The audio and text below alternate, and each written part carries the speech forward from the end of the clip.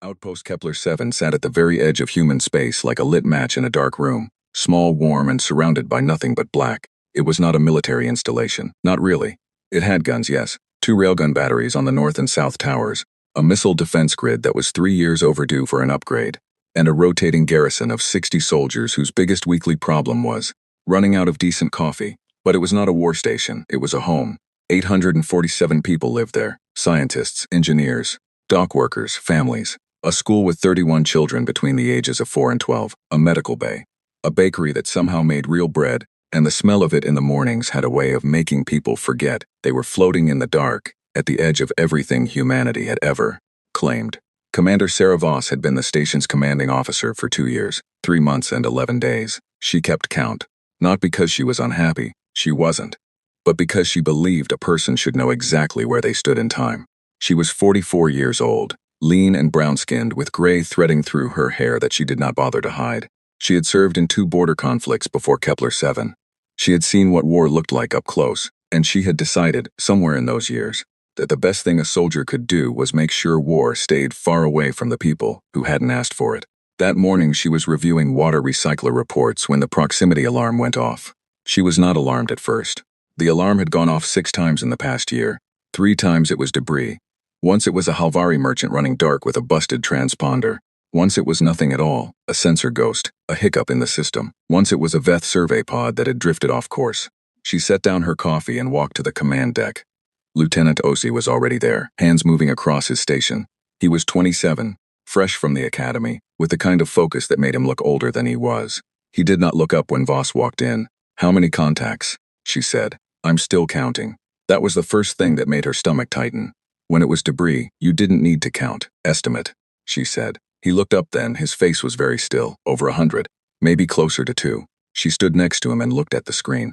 They were coming out of fold space, one by one and then in clusters, dropping back into normal space like stones through water. Dark shapes, long and angular, nothing like the rounded hulls of human ships or the curved organic lines of Halvari or Veth vessels. These ships were built like weapons. Like something that had been designed by a mind that did not see the difference between a tool and a threat.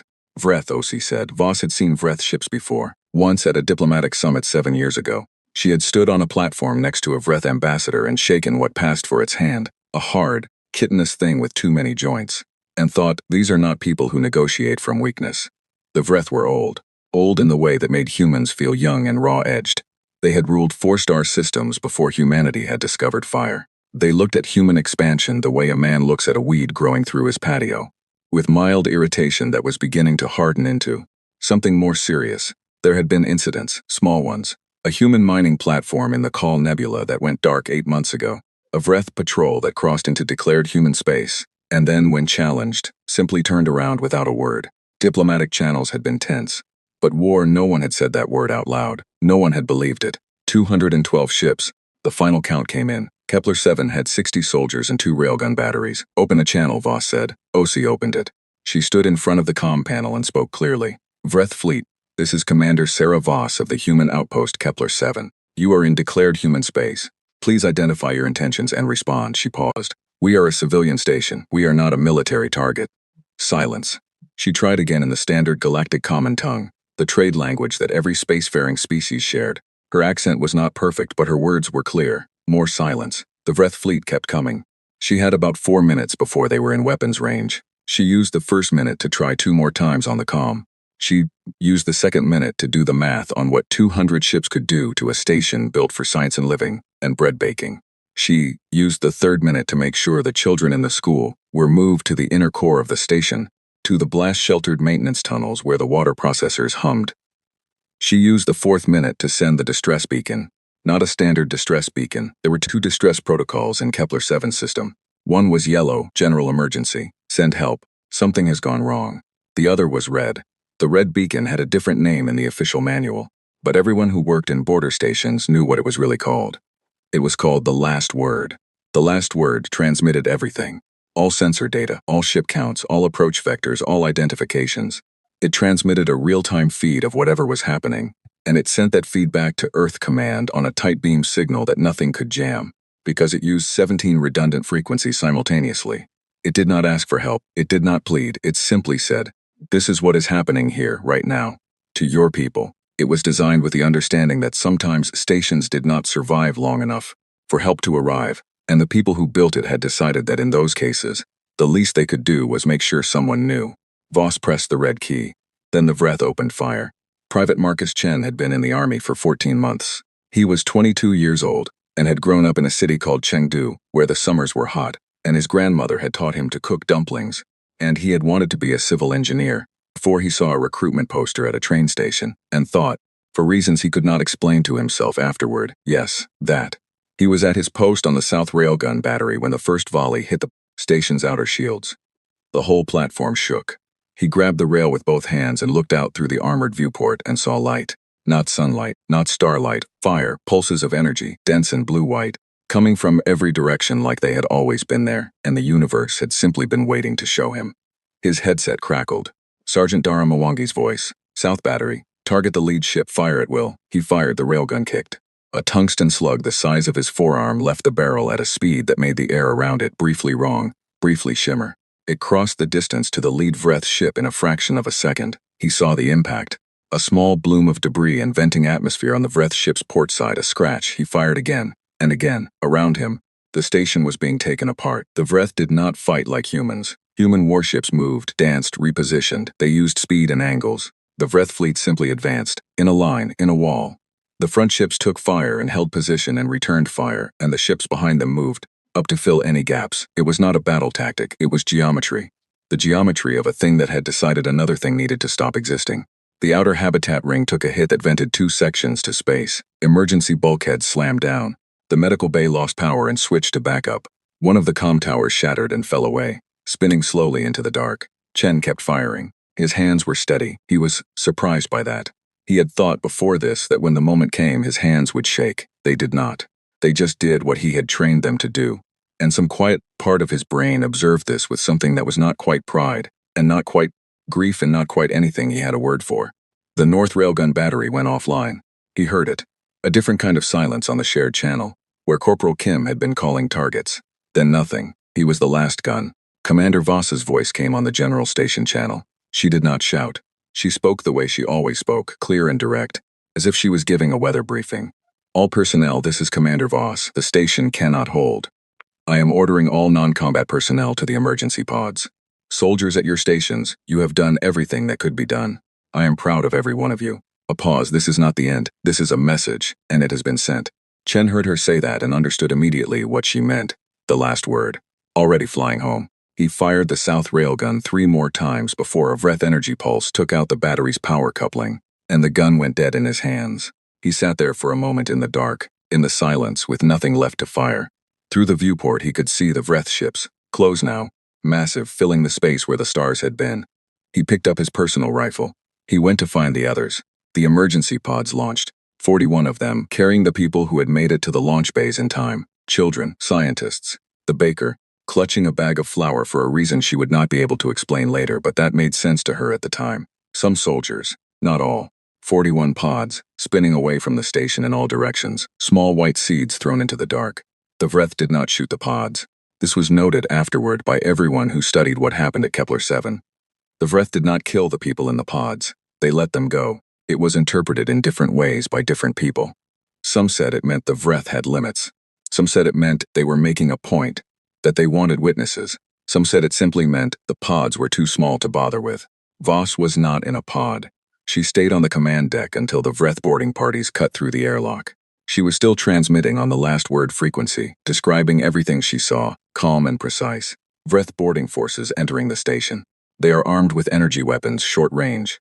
They are moving in teams of 6. They do not appear to be taking prisoners. She paused. The sounds of the boarding were getting louder. They appear to be searching for something. I don't know what. Another pause.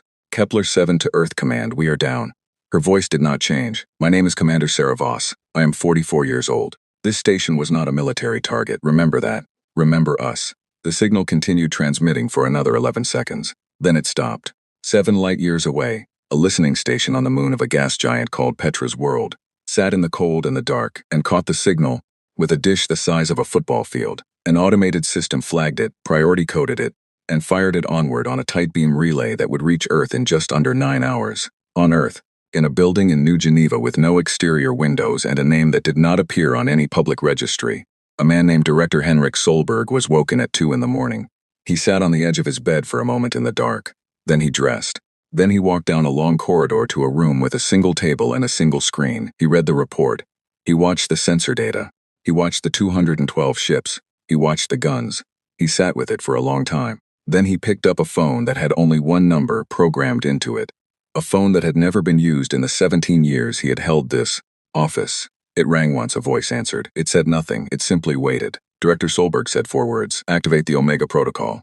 The voice on the other end said, confirmed. Time of activation, 0217 Greenwich Standard, logging now. Somewhere, in a facility that was not on any map, lights began coming on. Not slowly, all at once. The facility had no name on any official record. It existed on a moon called Dura, orbiting a gas giant in a system 3 jumps from Earth. The system had no habitable planets, no resources worth mining, no reason for anyone to be there. That was, of course, exactly why it had been chosen. From the outside, Dura looked like every other airless rock in the galaxy, gray and cratered and dead, with a thin dust haze that never quite settled. If you flew past it, your sensors would show you nothing interesting, which was also by design. The sensor masking array, buried under the surface, had cost more to build than the GDP of several smaller nations, and it worked perfectly. From the inside, Dura was the most dangerous place in the known galaxy.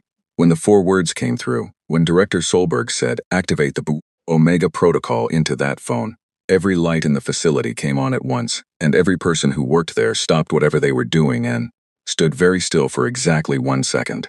Not because they had been ordered to, but because they all understood, in the same moment, what those words meant. They had trained for this. They had spent years training for this. Some of them had spent their entire careers here, waiting for a signal they privately hoped would never come. Now it had come, and for 1 second they were still. Then they moved. Admiral James Harlow was 59 years old and had been commander of the Omega Fleet for 6 years. Before that, he had commanded a carrier group in the Call conflict, had fought 2 engagements that history books described as decisive, and he described as expensive. He was a tall man, broad across the shoulders, with a face that looked like it had been carved by someone who valued function over beauty. His officers said he had 2 expressions, thinking and decided. They were not wrong.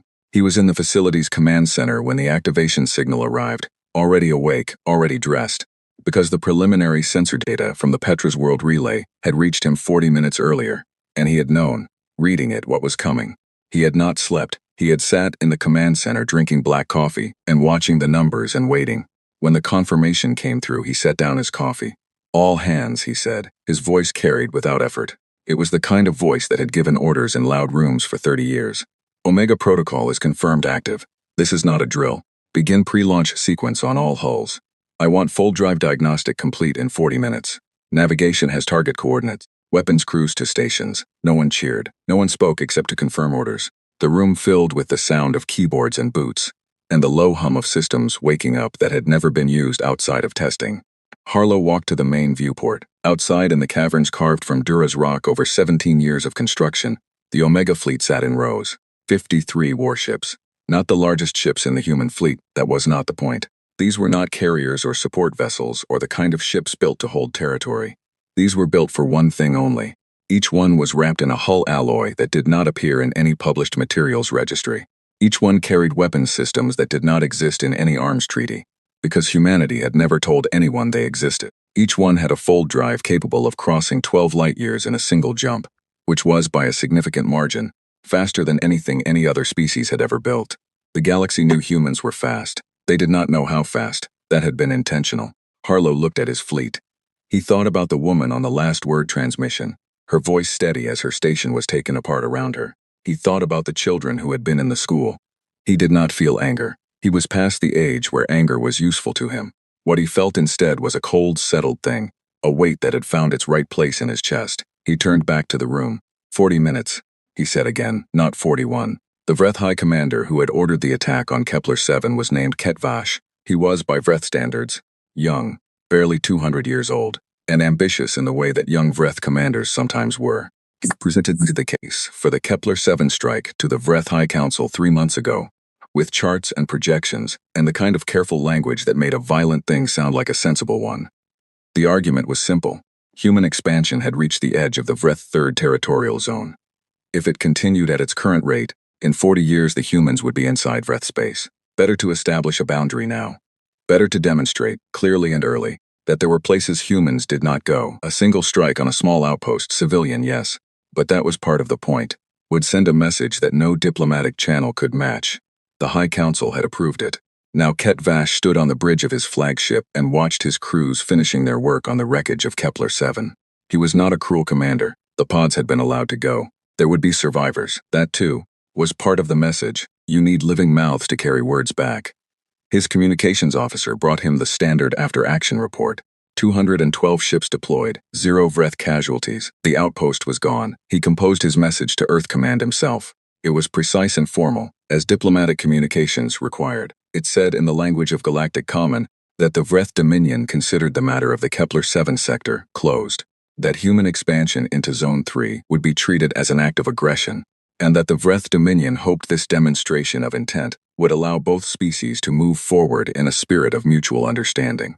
He was quite pleased with the phrasing, mutual understanding. It implied equals. It was not ungenerous. He sent the message. Then he waited for the human response. He expected something formal, possibly angry, definitely weak. Humans were not a warrior species. Not really. They expanded, they built, they traded. They had never fought a war on the scale the Vreth had fought in their early centuries. The Khal conflict had been minor. The border skirmishes were minor. Humans could fight, yes, but they did not love it. They did not build entire philosophies around it. When pressed, they negotiated. He was very confident they would negotiate. The response that came back from Earth Command was not what he expected. It was not angry. It was not a list of demands. It was not a request for talks. It was 8 words. You have 48 hours to evacuate your homeworld. That was all. Ket Vash read it twice. Then he read it a third time in case he had missed something. He had not 8 words, no signature, no diplomatic title, just the message on official Earth Command frequencies, time-stamped and verified. He stared at it for a long moment. Then he laughed. It was a hard clicking sound, the Vreth equivalent of a laugh, and his bridge crew heard it and relaxed. Because if the commander was laughing, the humans had clearly said something ridiculous. Evacuate our homeworld, he said, and said it aloud so they could all hear it and appreciate it. They want us to evacuate our homeworld. The homeworld of the Vreth Dominion was called Vethkor.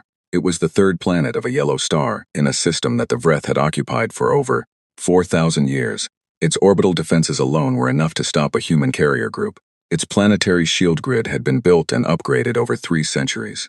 Vethkor had not been successfully attacked in 2,000 years of Vreth history. The idea that humanity, with their little outposts and their fold drives and their bread bakeries, could threaten Vethkor was not just unlikely, it was funny. Ket Vash sent his response, also brief.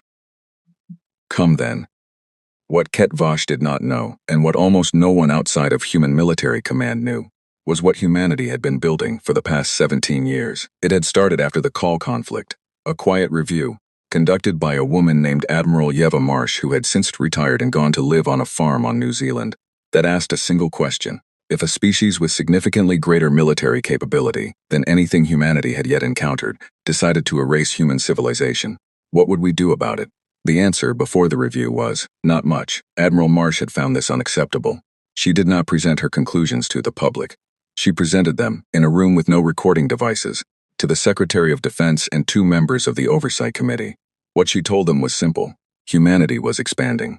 Expansion created contact. Contact in history did not always go well, and humanity was, by the standards of the species they were meeting, young, raw, vulnerable in ways they did not fully understand yet. She proposed something that had no public name but was internally called the certainty doctrine. The logic was old as human warfare. It was the logic of the nuclear deterrent applied to space. You did not build the weapon to use it. You built it so that using it would never be necessary. You built it, and you never told anyone you had it, and you maintained it, and you hoped, with everything you had, that it would gather dust forever. But you built it capable. You built it so that if the day came, there would be no second guessing, no long war, no chance for a species to calculate that they could absorb humanity's response and come out ahead on the other side. You built it so that the response would be final, and you built it fast, because if you were going to act as a deterrent, the response had to arrive before the attacker could adapt, before they could evacuate their military, before they could scatter their command structure. The response had to arrive, and it had to be decisive, and it had to happen so fast that the galaxy would understand in one clear and terrible moment that attacking humanity was not a gamble, it was an ending. 47 minutes after Director Solberg made his call, Admiral Harlow walked onto the bridge of his flagship. the HMZ Reckoning, which had never before left the Dura facility, and gave the order to launch. 53 ships moved out of the rock caverns and into space. No formation drills, no ceremony. They simply rose and oriented, and their fold drives began to spin up, and the space around each ship began to do the thing that fold drives made space do. A slight distortion, a shivering in the light, like heat haze over summer asphalt, except cold. On Dura, the lights went back to their regular setting. The technicians who stayed behind sat at their stations and watched the fleet go. Some of them had worked in that facility for 10 years and never seen all 53 ships move at once. Some of them were crying. Some of them were very quiet. All of them understood what they were watching. They were watching the answer. Across the galaxy, other species noticed things. The Halvari Trade Consortium had listening posts on 17 systems along the human border. Their systems flagged the unusual fold drive signatures, coming from a system that was supposed to be empty. A Halvari analyst named Shoreth filed an alert, which moved up her chain of command with the speed that unusual things moved in bureaucracies, which is to say slowly, until it reached someone senior enough to recognize what they were looking at, and then very fast. The Veth Survey Guild, which had 7 observational platforms in the outer sectors, caught the energy bloom of 53 fold drives, spinning up simultaneously, and sent it to their science directorate with a note that said only, "We have not seen a human fleet this size before." The Galactic Assembly's open-channel monitors, which tracked major military movements as part of the Interspecies Non-Escalation Treaty, logged the departure signature and automatically generated a query to human diplomatic channels.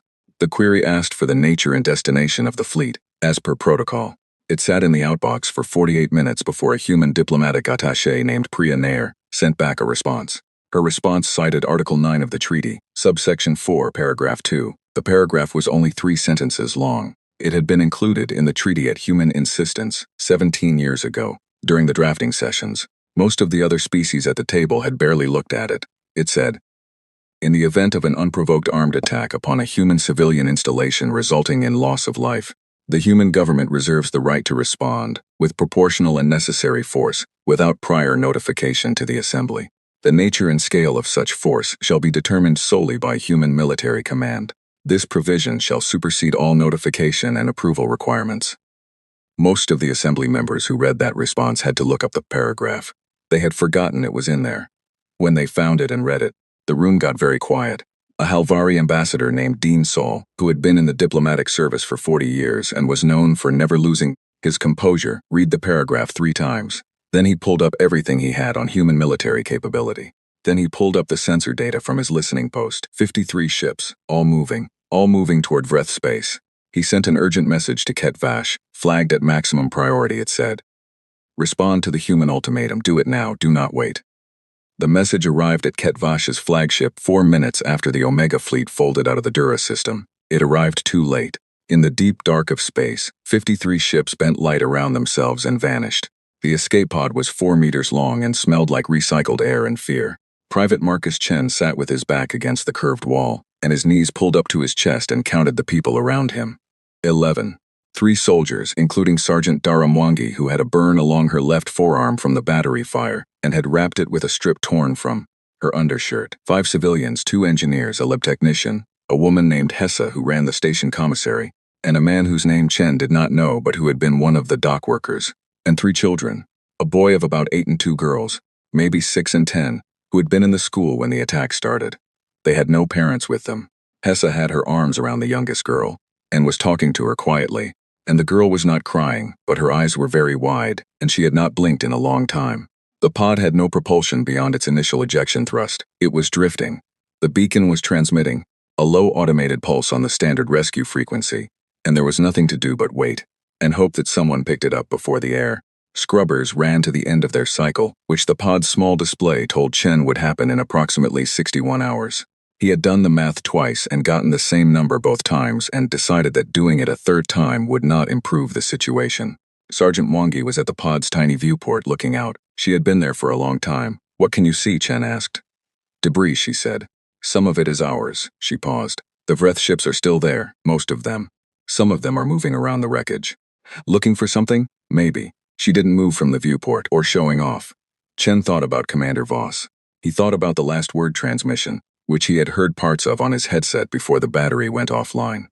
He thought about her voice, the steadiness of it. He had met officers who performed steadiness, who put it on like a uniform in front of their soldiers because they knew it was required. Voss had not been performing. Her voice had sounded like a person who had made their peace with something and was simply completing the last tasks available to them. He thought about the 8 words that Earth Command would receive, the 48-hour ultimatum. He had heard about the Omega Protocol. Everyone in border station service had heard about it, the way you heard about things that were officially unconfirmed, in fragments, in whispers, in the careful wording of senior officers who neither confirmed nor denied. He had never been sure if it was real, or the kind of story soldiers told each other to feel better about standing in the dark at the edge of everything. He was starting to think it was real. He looked at the 3 children. The 8-year-old boy had fallen asleep against the wall, which was either a gift or a sign that his body had simply shut down the part of itself that could process what was happening. The older girl was watching Chen with steady dark eyes. She looked like she was waiting for him to tell her something true. He tried to think of something true that would also be comforting. "Help is coming," he said. She held his gaze for a moment. "How do you know?" "Because we sent the signal," he said, "and we don't leave people behind." She thought about that. Then she leaned her head back against the wall and closed her eyes. Not because she believed him, Chen thought, but because she had decided to act as if she did, which was a different thing, and in some ways braver. On Vethkor, the homeworld of the Vreth Dominion, life continued as it always had. The planet was old in the way that only the homeworlds of ancient species could be old, layered and dense with history, every city built on top of the bones of older cities, every mountain range crossed by roads that had been walked for thousands of years. The atmosphere was thick and warm, and had the particular golden color that Vreth biology had evolved under. The cities were beautiful, in their way. Towering things, hard-edged and precise, built without curves because Vreth architecture had never valued softness. The population was about 4 billion. They worked.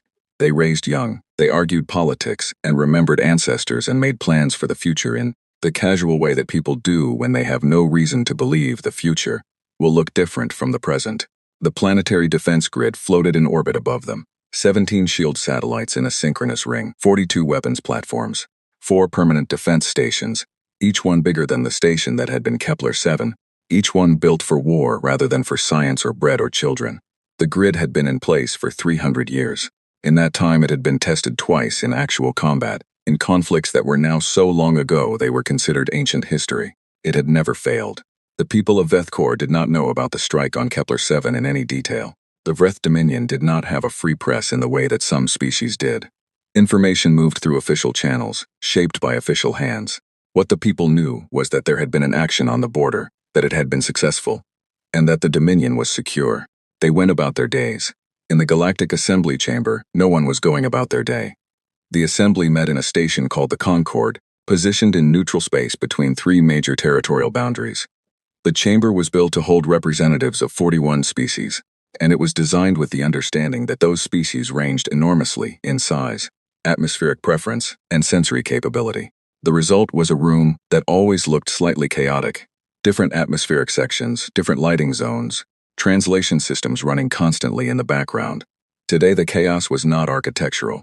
Ambassador Dean Saul of the Helvari Consortium stood at the central podium. He was a large being, taller than most humans by about a head, with the pale gray skin and wide-set eyes that were characteristic of his species.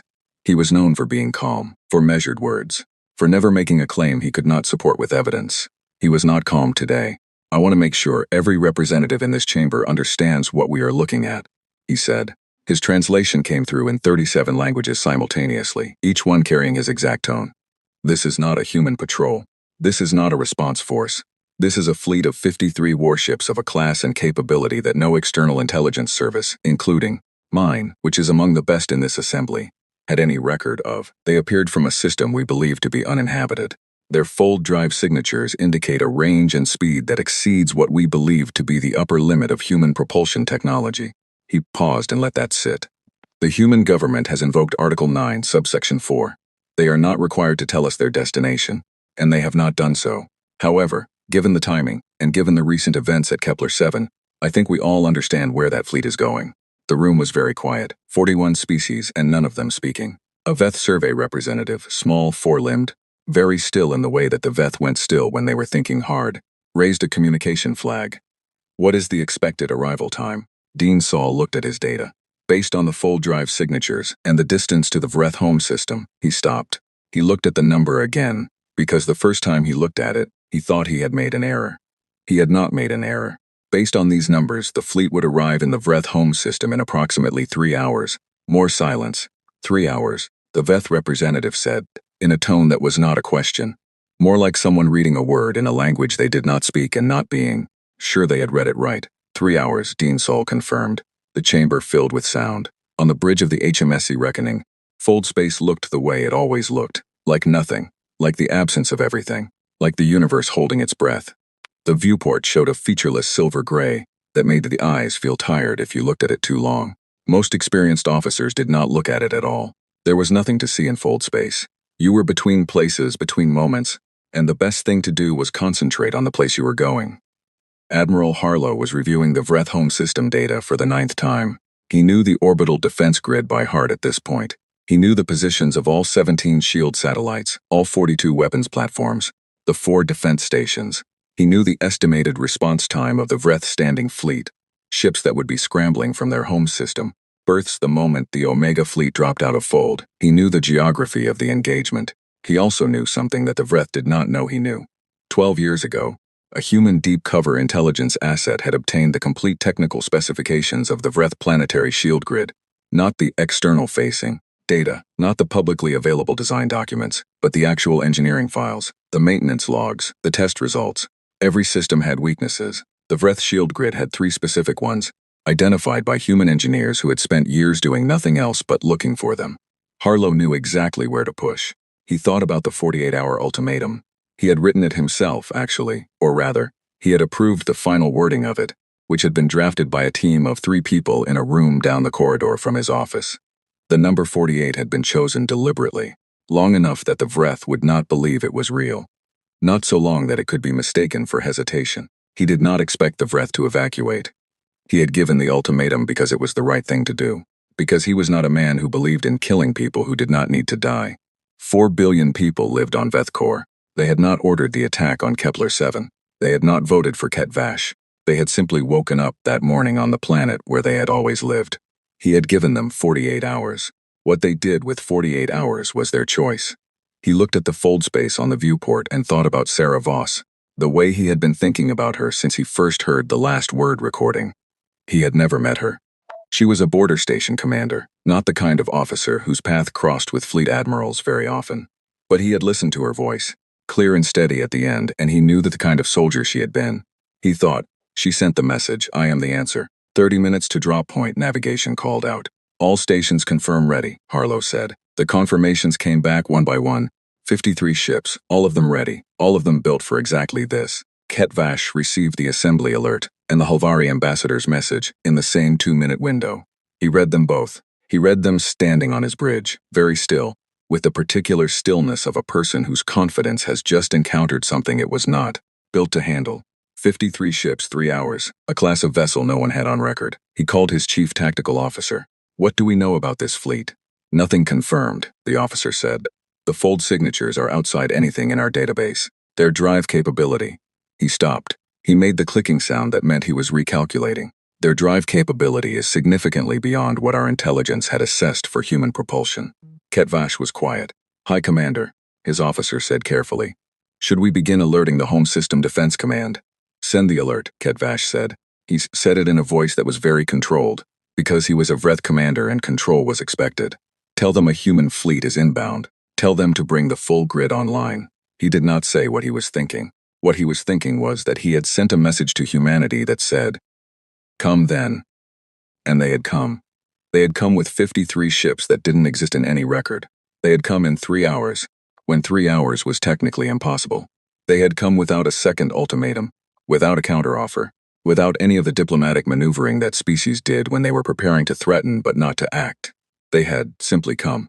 Outside the viewport, the wreckage of Kepler 7 was still floating. Small pieces of metal and plastic and the things people kept in their spaces, drifting and cooling, a coffee mug, the remains of a table. Something that might have been a child's drawing, laminated, spinning slowly in the silence. Ket Vash looked at it. For the first time since the operation began, he felt something he did not have a clean word for. Not fear, not yet. Something quieter than fear. Something that lived in the space between certainty and doubt. Between what you had been sure of and what you were no longer sure of. He had been sure that humans would not come. They were coming. He had been sure they could not get here in 3 hours. They would be here in 3 hours. And somewhere deep in the part of him that was a military mind before it was anything else, a cold and honest voice said, they were ready. They were already ready. They built something, and they hid it, and they have been waiting. Not hoping it would never be needed. Waiting. For the moment someone gave them the reason. He looked at the wreckage of Kepler-7 again. He had given them the reason. In the outer dark, between the stars, 53 human ships fell through fold space like a held breath. Like the pause before a word that cannot be taken back. Like the last quiet moment before the answer arrives. They were 22 minutes from the Vreth home system. The grid was coming online. It would not be enough. They came out of fold space all at once, not in sequence, not one by one. The way most species deployed ships from fold. Staggered arrivals, spread across several minutes. Each ship needing a moment to stabilize before the next one came through. Human fold drives had been designed specifically to avoid that window of vulnerability. All 53 ships dropped back into normal space in the same 2-second window, arriving already oriented, already at combat speed, already in formation. The Vreth defense grid registered them at the same moment they appeared. The response was immediate. Ket Vash had sent his alert ahead, and the Home System Defense Command had taken it seriously enough to bring everything online. Every shield satellite was at full power. Every weapons platform had its targeting systems active. The 4 defense stations were fully crewed and battle-ready. The grid opened fire in the first 4 seconds. What came out of those platforms was not like what had hit Kepler-7. Kepler-7 had been hit with ship-mounted weapons. Powerful, yes, but built for ship-to-ship engagement. The Vethkor defense grid fired planetary-grade energy weapons, the kind of firepower that had been designed to stop fleets, to stop invasions, to make any attacker look at the numbers and decide that the cost was not worth it. The barrage hit the human fleet. On the Bridge of the Reckoning, the impact registered as sound before it registered as anything else. A deep, resonant boom that moved through the hull like a struck bell. Then the lights flickered once. Then the shields absorbed the rest of it, and the status board showed green across all 53 ships. And the sound faded. Admiral Harlow had not moved from his command chair. Shields at 91%, his tactical officer reported. Her name was Commander Yuki Sato, and she had the precise, unhurried voice of someone who had run this engagement in simulation more than 400 times. No hull damage on any ship. The grid fired again. A second barrage, heavier than the first, the targeting adjusted. Harlow felt it differently this time, longer, a grinding pressure rather than a single blow, as if the universe was leaning on the fleet and asking it to move. Shields at 83%, Sato said, still green across the board. Harlow looked at the tactical display. The grid's 17 shield satellites were arranged in a standard defensive ring around the planet. On the surface, it was a solid formation. But there were 3 places in that ring where the satellite's coverage overlapped at a slightly different frequency, a calibration quirk that had been in the system since the last upgrade cycle, documented in the maintenance logs that human intelligence had obtained 12 years ago. Those 3 points were not weak in any way that the Vreth knew about. But they were weak in the specific way that the Reckoning's weapons had been built to exploit. Navigation, Harlow said. Take us to position Alpha. All ships follow. The fleet moved. It did not charge the grid head-on. It pivoted. A smooth, coordinated turn. All 53 ships moving together with the kind of precision that only comes from crews who have practiced the same maneuver until it lives in their hands rather than their heads. The fleet moved toward the first of the 3 calibration points in the shield satellite ring, and as it moved it continued to take fire, and its shields continued to hold, and nothing about the way Harlow sat in his chair suggested that any of this was exceptional. The first satellite went down 11 minutes after the fleet arrived. Harlow's weapons crews hit the calibration point with a synchronized burst from 9 ships, a combination of frequencies that the satellite's shield was not optimized to handle, delivered in a precise sequence that the Vreth engineers who built the satellite had never considered because no one was supposed to know the calibration data. The satellite's shield collapsed inward. Then the satellite itself came apart in a brief, bright bloom of debris. The gap it left in the ring was small, but it was a gap. First point open, Sato confirmed, moving to position Beta. The fleet pivoted again. On the Vreth defense station nearest to the gap, the commander was a career officer named Dath Orel, who had served in home system defense for 30 years. She watched the satellite go down and understood several things at once. She understood that the humans had known about the calibration point, which meant they had intelligence that should not exist. She understood that her grid's return fire was doing very little to the human fleet, which meant their shielding was operating on principles she did not have in her threat database. She understood that the humans were not charging randomly. They were moving with purpose, to specific points, which meant they had a plan they had built long before they arrived. She sent an emergency alert to the High Council on Veth Corps. It said, "The grid is compromised. I recommend beginning civilian shelter protocols." Then she kept fighting, because she was a career officer, and that was what career officers did. The second satellite took 14 minutes. The third took 9. The human crews were faster now, their rhythm established, their targeting refined by the data from the first 2 engagements. The ring had 3 gaps in it. The defense stations began moving to cover them, firing constantly, and the Reckoning took a direct hit from a station-grade cannon that shook the entire ship hard enough to throw 2 crew members from their stations. "Shields at 64%, Sato said, and one of the thrown crew members got back to their station and said, "Still here," and kept working. "Weapons platforms next," Harlow said. "Priority order as planned. Take them down." The 42 weapons platforms died over the next 18 minutes. They did not die quietly. They fired until they could not fire anymore, and several of them managed significant hits on human ships. 2 vessels had to pull back with shield failures. One had a breach in an outer compartment that sealed automatically. One had a weapons system knocked offline. But they died, one by one. In the priority order that Harlow's planners had established, they died. The defense stations lasted longer. They were larger, more heavily shielded, crewed by people who were very good at their jobs, and who fought with a particular ferocity of people defending the place their families lived. Dath Oral Station was the last one standing. She fought it for 23 minutes after the others had gone, using everything she had, throwing everything at the human ships until her station had no more weapons to throw. When it was over, her station was crippled and drifting. Her crew was alive. The human ships did not finish the station. They left it, drifting, powerless, alive. That detail was noted by everyone who studied the engagement afterward. The defense grid was gone. 31 minutes after the Omega fleet had appeared in the Vreth home system, the planet below them was naked. No shield ring, no weapons platforms, no defense stations that could fight back. Just a planet. Veth Corps from orbit was beautiful. The gold atmosphere made it glow warmly against the dark, and the continent shapes were different from Earth's, more angular, less curved, like the Vreth themselves. But the oceans were the same blue-black that oceans were everywhere, and the cloud patterns moved the way cloud patterns moved on every world that had weather. And from up here, it looked like every other place that 4 billion people called home. Harlow looked at it for a long moment. Then he opened a channel, not to the defense stations, not to Ketvash's fleet, which was still out at the border with Kepler-7's wreckage and had not yet made it back. They were hours away, and they would find an empty parking spot where their home system's defenses used to be. Not to a military channel at all. He opened the broadest civilian channel the Vreth used, the one that carried public broadcast to every receiver on the planet. He spoke in Galactic Common slowly and clearly. "People of Veth Corps, my name is Admiral James Harlow of the Human Omega Fleet. 41 hours ago, your government attacked a human civilian outpost called Kepler-7. 847 people lived there. Your government sent 212 warships. There were 60 soldiers defending a station built for science and for families." He paused. "We gave your government 48 hours to evacuate this planet. That offer was made in the hope that your government would use it. They did not. What happens next is the consequence of what was done at Kepler-7. I am sorry for what I am about to do. I am not sorry for doing it." He closed the channel. "Sir," said Lieutenant Commander Fenn, his communications officer. He was young, 26, and his voice had something in it that was not quite argument and not quite question, but was trying to be neither. "Sir, there are 4 billion people on that planet."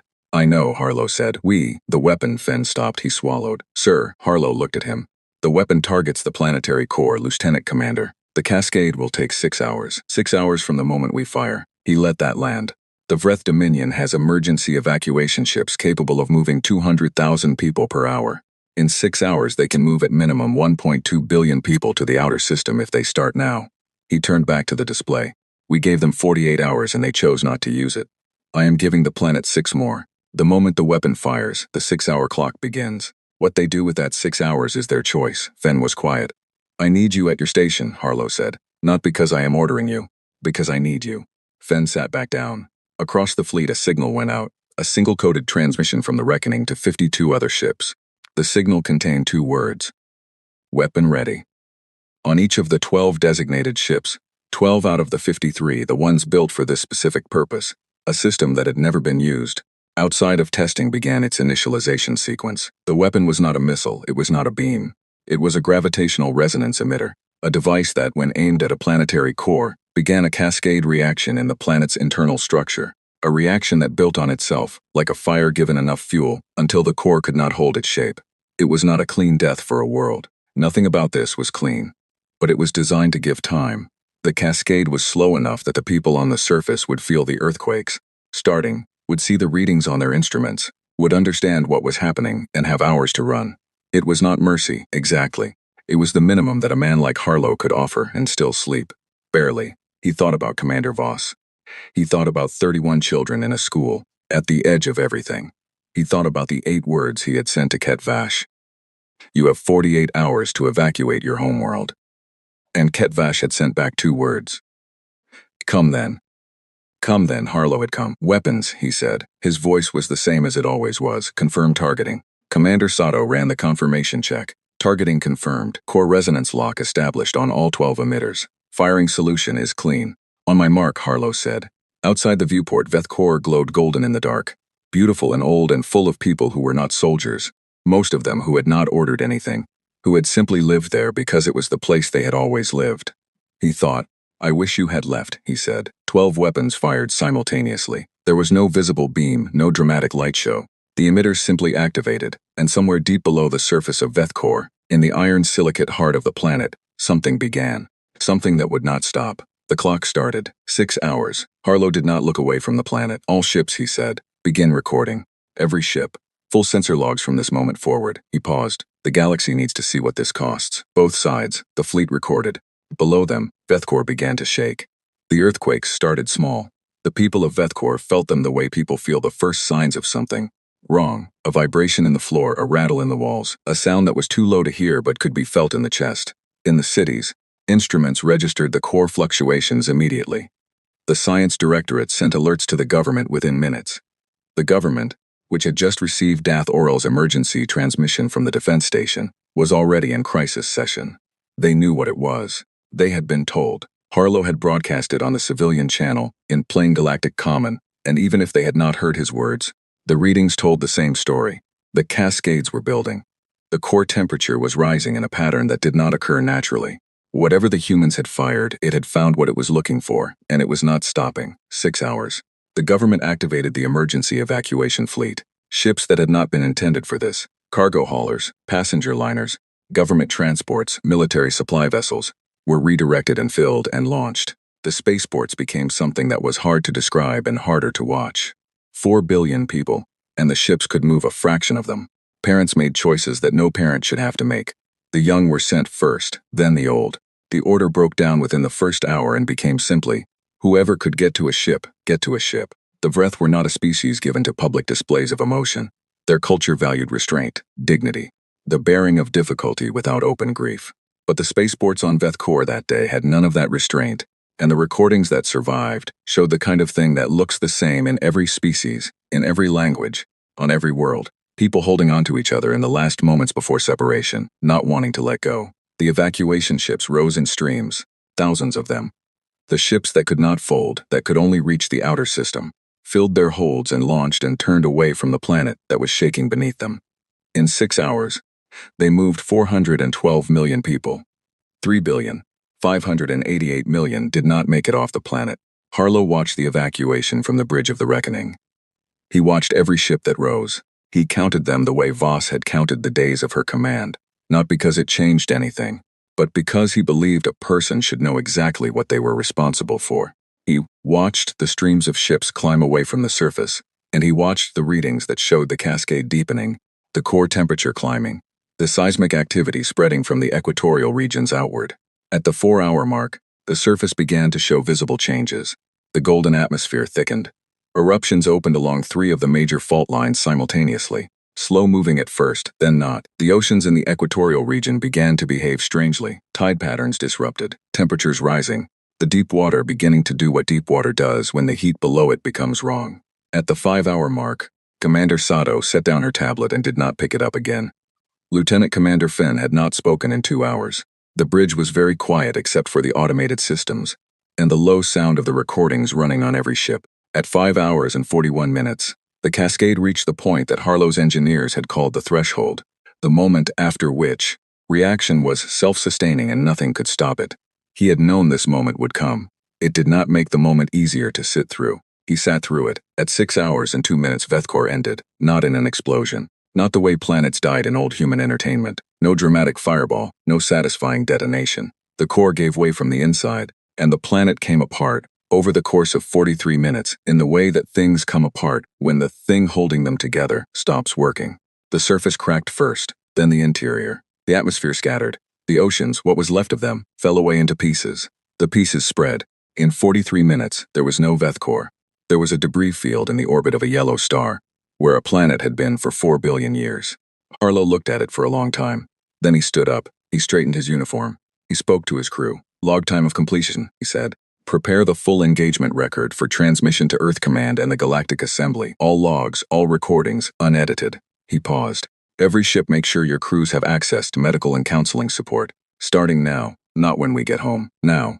He looked around the bridge, at Sato, at Fen, at the others who had sat here and done what they had been trained to do. You served well. Every one of you. What we did today will not leave us. It should not leave us. But we did not start this. And we did not have a choice that was without cost. Remember that. No one spoke. He sat back down. He began writing his report. His handwriting was very steady. Ketvash's fleet arrived at the edge of the Vethkor system 4 hours after the planet was gone. They came out of fold space expecting to find a star system. They found a star, and a debris field, and 53 human warships sitting in the space where the orbital grid had been, running dark, silent, not firing, not advancing, just there, waiting. Ketvash stood at his viewport for a very long time. His bridge crew did not speak. There was nothing to say. The readings were clear. The debris field's composition was clear. The timeline was clear. He had sent the strike on Kepler 7 to send a message, to establish a border, to demonstrate that the Vreth Dominion was not to be tested. He had sent 212 ships against a station, with 60 soldiers and a bread bakery. And humanity had responded by coming to the center of Vreth civilization, and ending it in 31 minutes of fighting and 6 hours of consequence. He thought about the 8 words they had sent. You have 48 hours to evacuate your homeworld. He had laughed at those 8 words. He had sent back 2. Come then. He looked at the debris field where Vethkor had been, where 200 years of his own life had been built, where his family had lived, where the oldest Vreth city had stood since before humanity had discovered iron. He sat down. It was not a dignified sitting. It was the sitting of a thing whose legs have stopped working beneath it. His communications officer said very quietly, Hi, Commander. The human fleet is hailing us. Put it through, he said. Harlow's voice came through, not angry, not triumphant.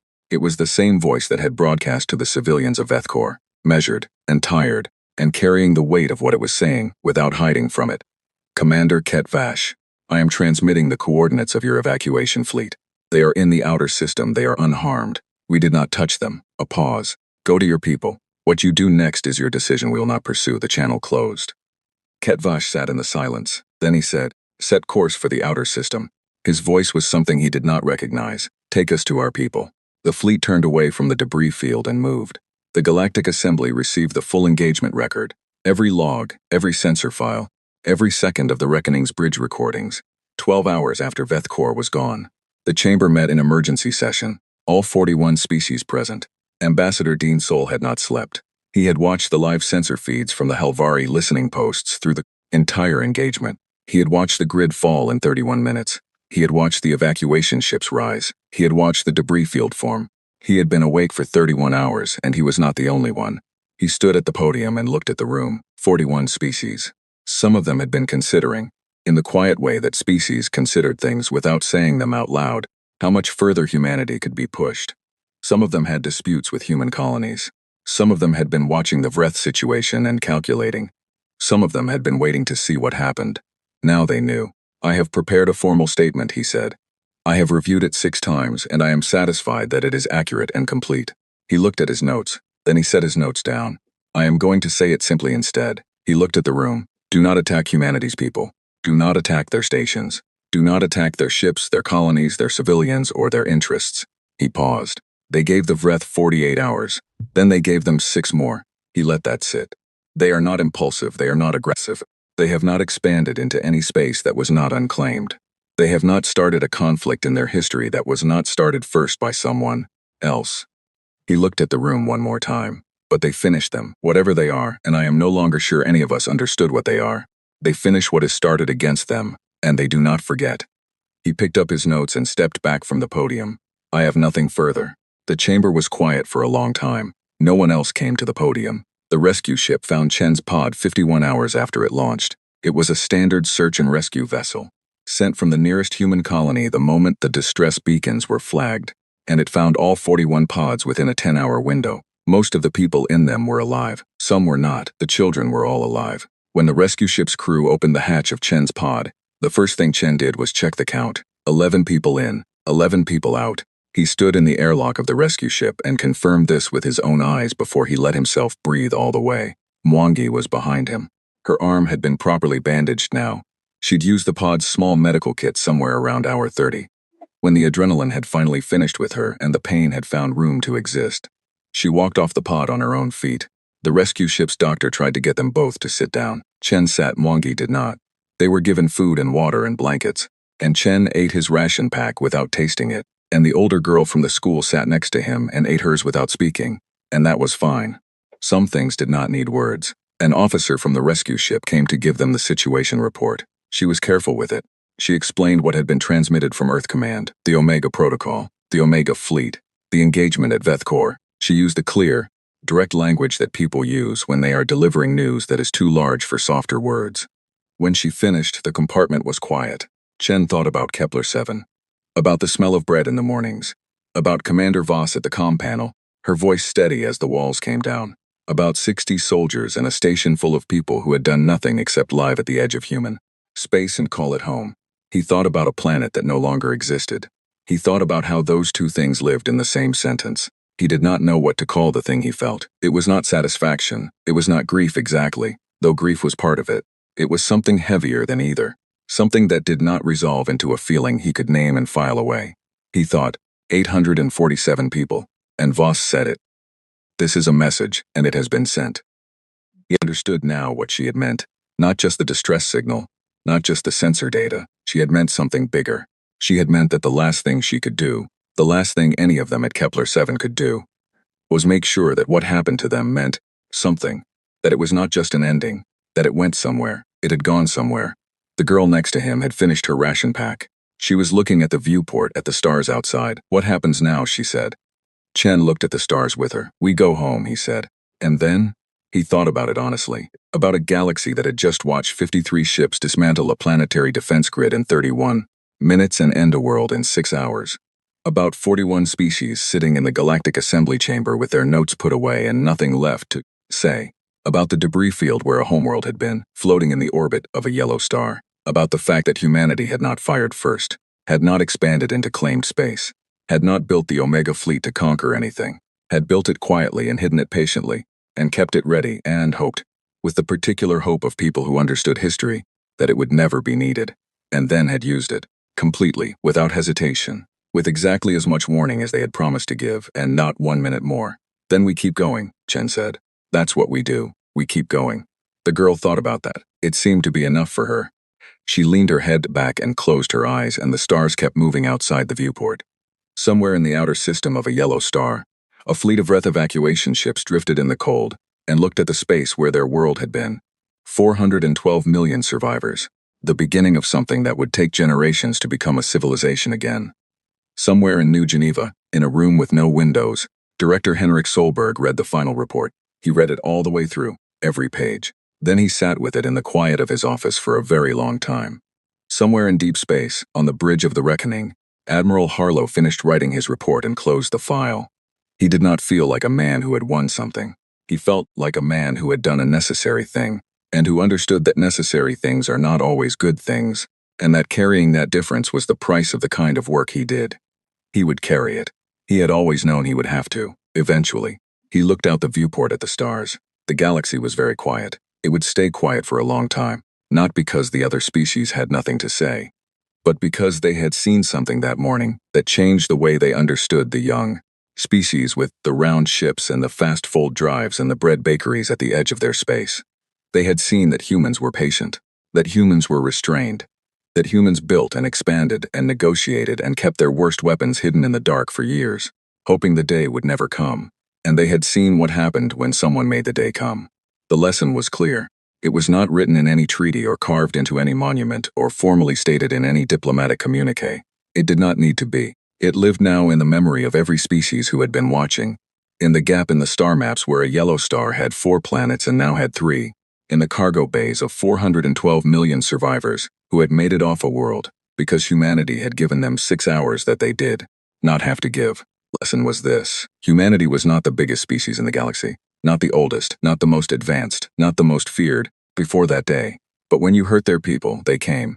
They came from a moon no one had mapped, with ships no one had counted, at a speed no one had thought possible, with weapons no one had known existed. They came, and they did not stop. That was enough. That was more than enough.